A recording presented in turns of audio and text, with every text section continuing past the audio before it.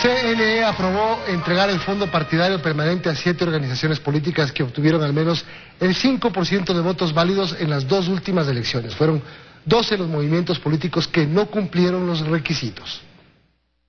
Uno por uno se leyeron los informes de las 19 organizaciones políticas que requerían el fondo partidario permanente. Se recomienda al Pleno del Consejo Nacional Electoral no incluir al partido Sociedad Patriótica 21 de enero, lista 3, dentro de las organizaciones políticas que tienen derecho a acceder al fondo partidario permanente. Y hasta cerca de las 2 horas de este viernes aprobaron entregar los recursos a 7 partidos y movimientos que cumplieron requisitos. Por respeto al pueblo ecuatoriano, por respeto a mí mismo, yo no me encuentro en capacidad de emitir un voto que guarde un mínimo de reflexión. Lo he recibido minutos antes de esta sesión y no haber tenido la oportunidad de hacer una revisión responsable del mismo a efecto de poderme pronunciar sobre su idoneidad. Me abstengo. Mi voto a favor. De esta manera, las organizaciones políticas que acceden al Fondo Partidario Permanente 2019 son Movimiento Pachacutic, Movimiento Creo, Movimiento Alianza País y los partidos Izquierda Democrática, Socialista Ecuatoriano, Social Cristiano y Suma. Las organizaciones políticas que no cumplieron con los requisitos establecidos en el Código de la Democracia, como obtener al menos el 5% de los votos válidos en las 2 últimas elecciones son Movimiento Centro Democrático, Movimiento Unidad Popular, Partido Sociedad Patriótica, Movimiento Ecuatoriano Unido, Movimiento Fuerza Compromiso Social, Partido Avanza, Movimiento Libertades Pueblo, Partido Fuerza S, Movimiento Unión Ecuatoriana, Movimiento Democracia Sí, Movimiento Construye y Movimiento Concertación. En Quito, María Gracia Acosta, 24 horas. La Junta Provincial de Pichincha lleva un 50% de avance en el trabajo de calificación de las candidaturas. Hasta la fecha, 4 listas están en firme y esperan que el Tribunal Contencioso Electoral certifique la inexistencia de recursos para 23 listas más. Aspiran a terminar su trabajo hasta el 5 de noviembre. Al igual que en la matriz del CNE, en las provincias avanza el trabajo de inscripción de candidaturas. En el caso de Pichincha, según explican la presidenta y los vocales de la Junta Electoral, llevan un avance del 50%. 17 organizaciones políticas, son 68 listas de las que tenemos que calificar. En su mayoría, las observaciones que tuvieron han sido subsanadas.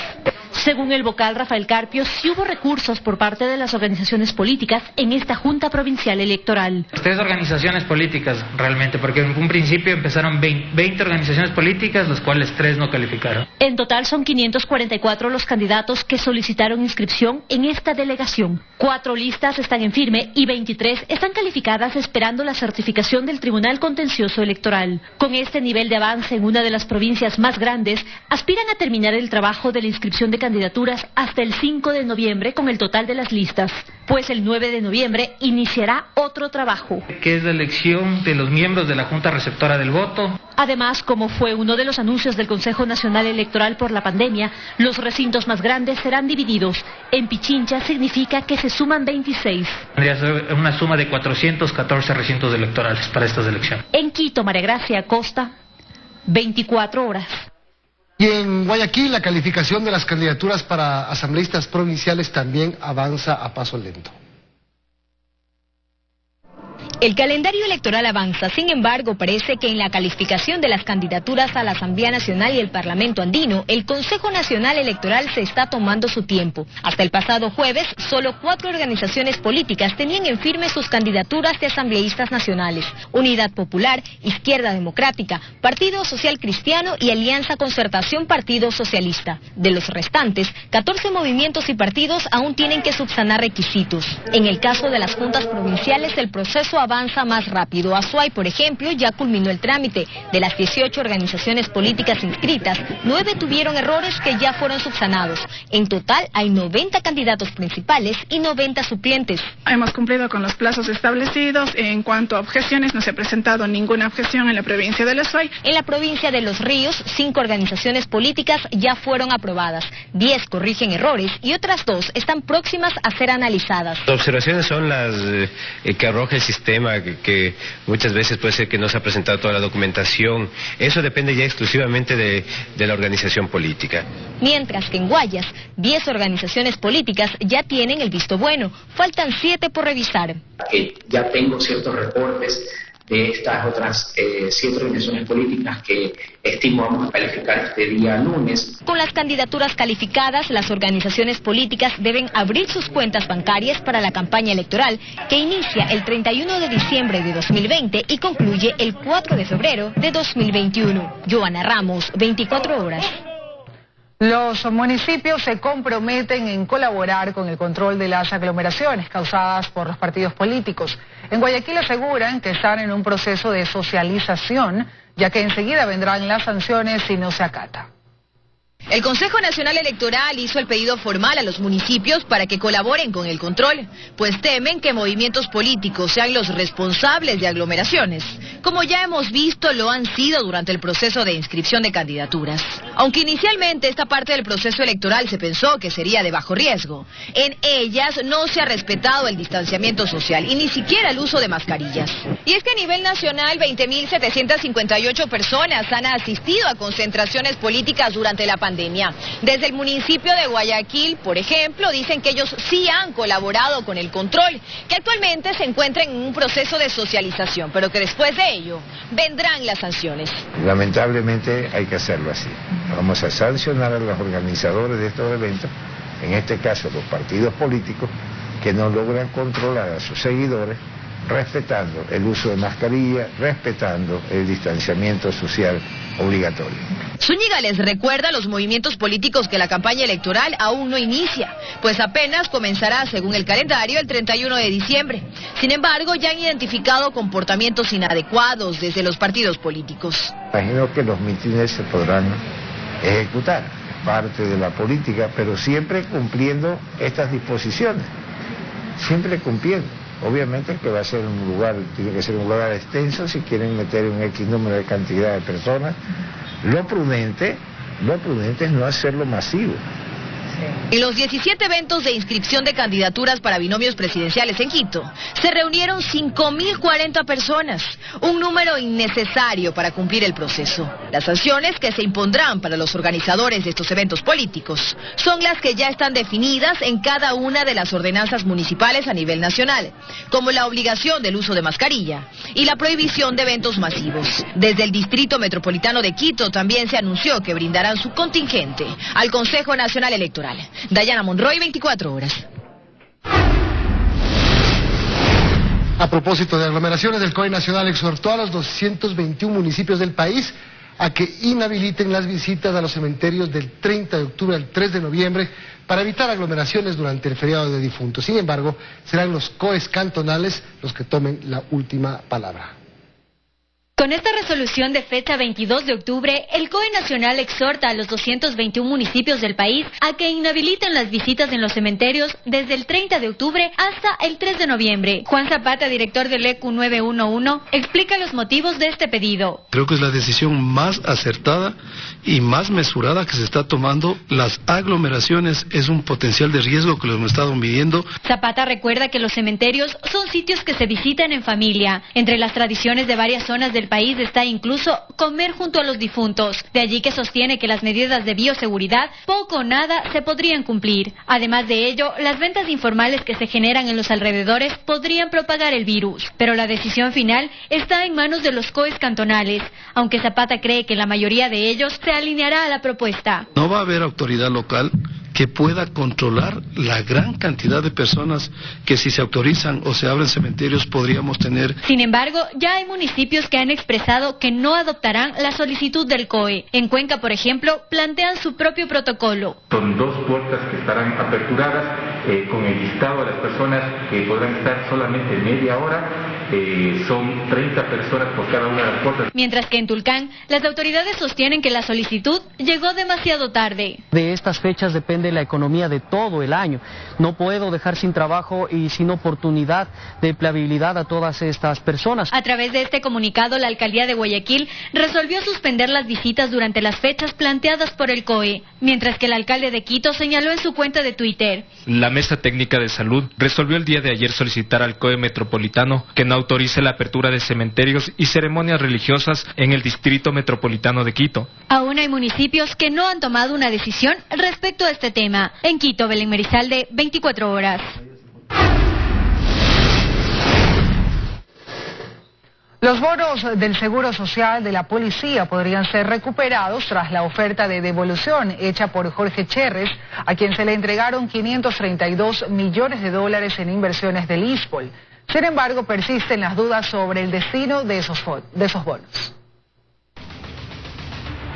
Las respuestas del empresario que recibió 532 millones de dólares en papeles de inversión del ISPOL se traducen en un hilo de contradicciones que alejan la esperanza de una rápida recuperación de los recursos de los afiliados al Seguro Social de la Policía. Jorge Cherres reconoce y defiende sus inversiones. A la par descarta que se haya perdido el rastro del dinero. Los bonos del ISPOL de deuda interna se encuentran depositados en el Banco Central y los bonos de espejo del ISPOL los tiene depositados el ISPOL en un macrotítulo. Pero las respuestas de los custodios de los valores dicen lo contrario. La firma de Cevale, hoy en manos de interventores sin relación con Cherres, da una respuesta desalentadora. No tenemos estados de cuenta emitidos. Este suspicaz inversionista se reconoce como custodio de los bonos de deuda interna equivalentes a 327 millones de dólares. Si yo soy el estructurador y yo soy el agente de custodia. Una inversión que, vistos los contratos y sus anexos, no fue un buen negocio para el ISPOL.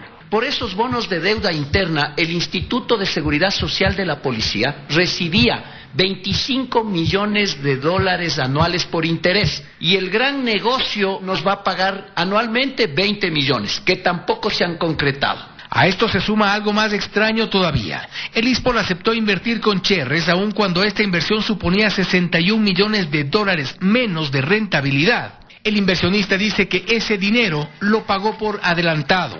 Esa supuestamente diferencia ya estaba depositada en los dineros del ISPOL, ya estaba depositada en la contabilidad del ISPOL. Revisadas las cuentas del ISPOL, el dinero no aparece y lo confirma la ministra de Gobierno.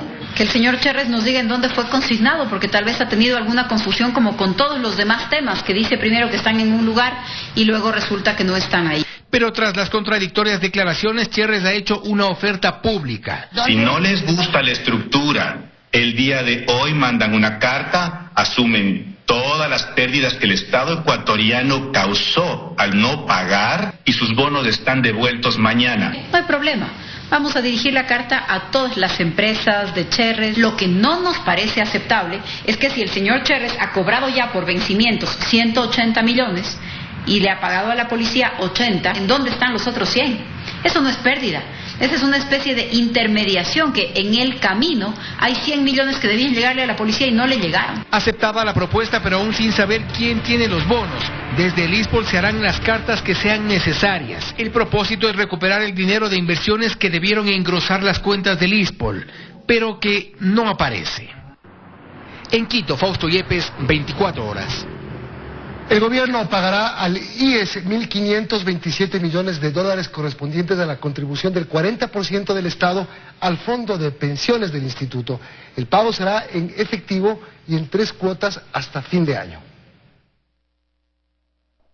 El gobierno continúa poniéndose al día con sus acreedores internos y esta vez fue el turno del Seguro Social. El presidente Lenín Moreno anunció este viernes en Guayaquil el pago de 1.527 millones de dólares correspondientes a la contribución del 40% del Estado al Fondo de Pensiones Jubilares del Seguro Social. Estamos pagando a nuestros jubilados, a los proveedores del Estado, al personal de la salud, entre otros que teníamos pendientes y por supuesto no podíamos excluir al Instituto Ecuatoriano de Seguridad Social. El ministro de Economía y Finanzas, Mauricio Pozo, aseguró que esto demuestra la voluntad del gobierno de honrar sus obligaciones. Lo que se está haciendo es cumpliendo el compromiso que se dijo.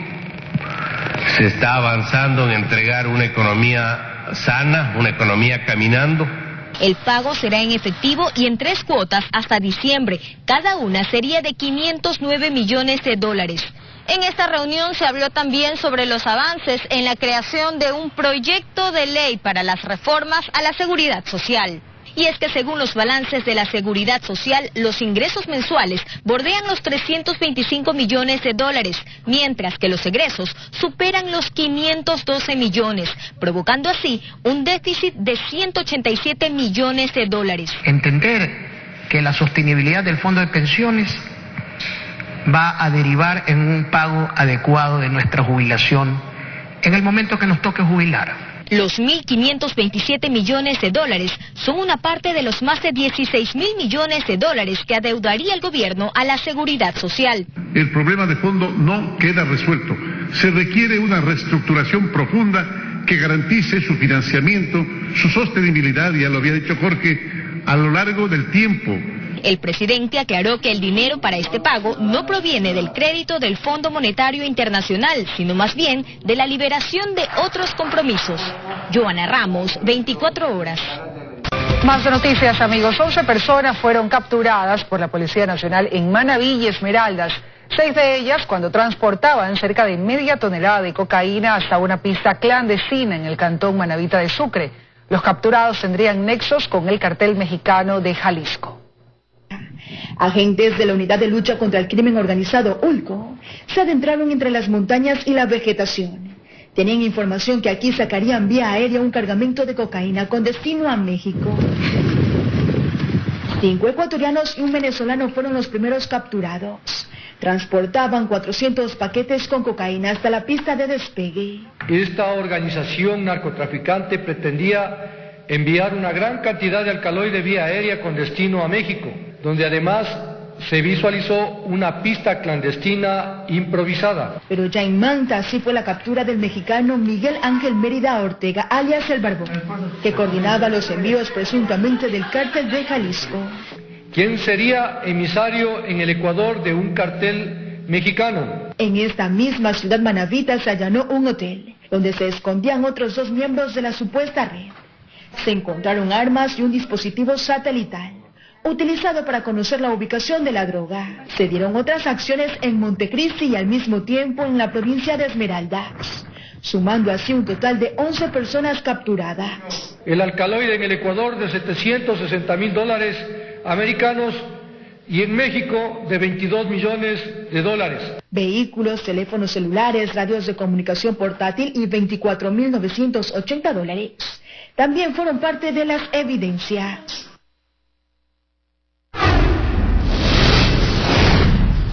Esta muy buena noticia: el Servicio Postal de los Estados Unidos lanzó una estampilla navideña con la imagen de la Virgen de Guápulo, cuya escultura está en la iglesia del mismo nombre en Quito. La pintura de la cual se extrajo la imagen corresponde a un autor anónimo del Perú. Esta bella escultura de arte religioso esculpida en el siglo XIV, que muchos ecuatorianos la conocen y a la que elevaron sus súplicas, es ahora la imagen de una estampilla navideña producida por el Servicio Postal de los Estados Unidos. El Servicio Postal americano, cada año, a propósito de las fiestas de Navidad, emiten una estampilla en la que está siempre la Virgen y el Niño. Es una estampilla entonces navideña, y en este año han escogido la imagen de la Virgen de Guápulo. La escultura de la Virgen de Guápulo está en el altar mayor de la iglesia del mismo nombre en Quito. Y ahora en esta estampilla se presenta como un homenaje y reconocimiento a la comunidad latina católica residente en los Estados Unidos. El obispo auxiliar de Quito explica que la escultura es la imagen original de la Virgen de Guápulo, sobre la cual se basa la pintura de autor anónimo de origen peruano y que de momento está en el Museo Metropolitano de Arte en Nueva York. La imagen que nosotros tenemos en Guápulo es una imagen tallada por Diego Robles en 1564, y en cambio el cuadro en la estampilla es un cuadro, una pintura de la escuela queña. Pero aún más, el sacerdote explica que la escultura de la Virgen de Guápulo se inspira realmente en la Virgen de Guadalupe, no de México, sino de España, y que el vocablo indígena de nuestro país la denominó como se la conoce actualmente. Entonces ya no le llamaron la Virgen de Guadalupe, sino la Virgen de Guápulo. Lo cierto es que esta imagen de arte religioso que está en la iglesia de Guápulo, en Quito, es ahora una estampilla navideña que el servicio postal estadounidense ya la puso a la venta y que se la puede comprar incluso a través de una página de internet desde cualquier parte del mundo. A todos los franciscanos es un alto honor. En el fondo, pues, nos hacen un reconocimiento a lo que fue, pues, la gran figura de San Francisco de Asís. En Quito, Freddy Paredes, 24 horas. Y los comerciantes se preparan para la época navideña en Guayaquil. A pocos días de finalizar octubre esperan que los ciudadanos hagan sus compras. Aún no termina octubre y Guayaquil ya se empieza a tornar navideña. Diferentes centros comerciales ya se encuentran colocando los tan representativos árboles gigantes. En las calles del centro de la urbe también se puede ver cómo las vitrinas se tornan rojo, dorado y verde. Y es que después de todo lo ocurrido con el COVID-19 durante este año, los comerciantes esperan que la época navideña retorne la alegría a las familias y para ellos los ayude a reactivarse. En el mercado de las Cuatro Manzanas, lugar tradicional para la venta de árboles y adornos navideños, muchos ya reciben clientes, lo que los tiene esperanzados. Ya hasta ahorita sí está un poquito ya la afluencia de clientes, no como a los años anteriores, pero ya sí se está vendiendo poco. Y sobre los artículos que venden, los más comprados son los árboles navideños y las luces. Todavía no salen las mascarillas navideñas. Todavía no salen, estamos en eso. Esperan que con el paso de las semanas las ventas incrementen y puedan tener mejores ingresos, teniendo en cuenta que tuvieron que cerrar sus puertas varios meses por la pandemia. Gracias a Dios, por el momento sí, todavía vienen a comprar gentes así. Todo igual nosotros tenemos la precaución, mascarillas, alcohol, para evitar contagios. En los centros comerciales, por otro lado, comienzan de a poco a llenarse de espíritu navideño. Los principales locales de decoración muestran ya las tendencias actuales y sobre todo esperando a que promociones llamen la atención del público. Una época que invita a la paz, la unión, a disfrutar en familia, agradecer por la salud y sobre todo ayudar a los que hoy necesitan recuperarse económicamente. Valerie Villalba, 24 horas.